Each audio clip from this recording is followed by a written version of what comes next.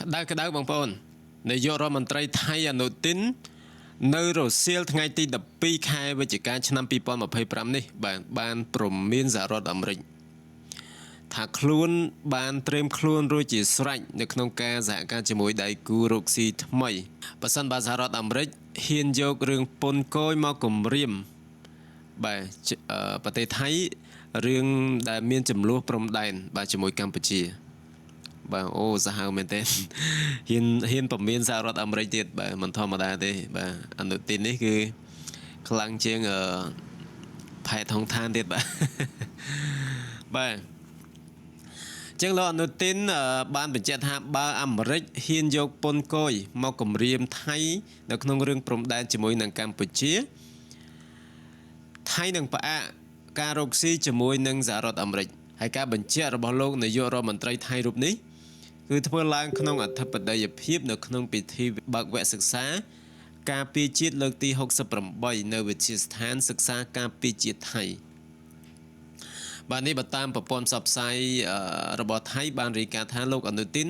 បានបញ្ជាក់ជាថ្មីថាកម្ពុជានឹងមិនអាចស្នើសុំឱកាសទី2ដើម្បីចរចាបានទេហើយលោកថាប្រសិនបើសេចក្តីប្រកាសរួមត្រូវបានលុបចោលហើយសហរដ្ឋអាមេរិកមិនពេញចិត្ត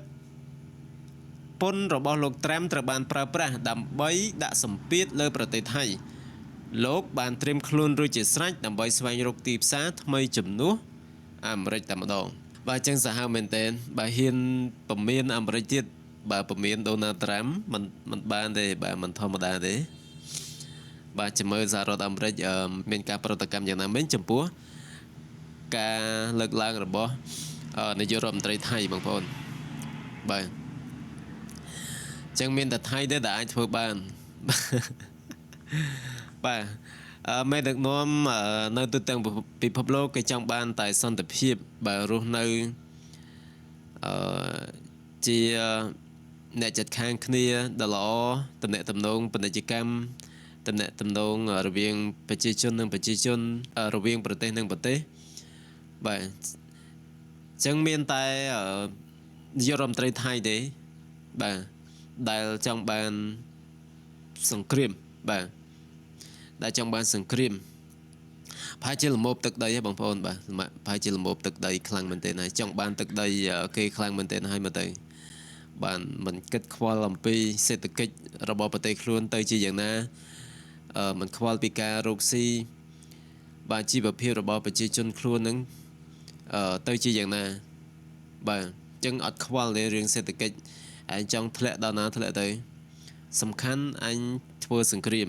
អញចង់បានទឹកដីអញចង់ឈ្លានពានទឹកដីចឹងនេះគឺជាការលើកឡើងរបស់នាយករដ្ឋមន្ត្រីថៃបងប្អូនណាបងប្អូនជួយ share នៅព័ត៌មាននេះទាំងអស់គ្នាដើម្បីឲ្យពិភពលោកទាំងមូលបានឃើញអំពីអត្តចរិតដ៏អាក្រក់របស់មេដឹកនាំថៃ